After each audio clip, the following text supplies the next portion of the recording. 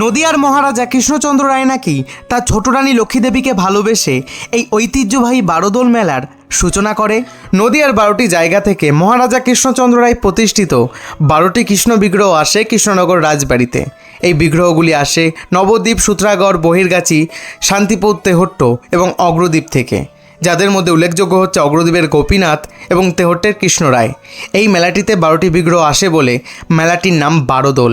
এই বারোদোলের মেলা মূলত 280 বছরের পুরনো। কৃষ্ণনগরের রাজবাড়ির দুর্গা দালানের পাশে পৃথক পৃথক সিংহাসনে বসিয়ে দোল দেয়া হয় এবং নিত্য পূজা করা হয়, এবং রাজবাড়ির একটা অংশ 3 দিনের জন্য খুলে দেওয়া হয় সর্বসাধারণের জন্য। এই রাজবাড়ির এই মেলাকে কেন্দ্র করে প্রত্যেক বছর আসে লক্ষ লক্ষ ভক্ত। এই মেলা অনুষ্ঠিত হয় প্রত্যেক বছর চৈত্র মাসের শুক্লা একাদশী তিথিতে। মহারাজা তার ছোট রানীকে ভালোবেসে এই বারোদোলের মেলার প্রচলন করেন। ঠিক যেমন মমতাজকে ভালোবেসে সম্রাট শাহজাহান তাজমহল গড়েছিল, মহারাজা কৃষ্ণচন্দ্র রায় তার ছোট রানী লক্ষ্মীদেবীকে ভালোবেসে এই বারোদোলের মেলার প্রচলন করে।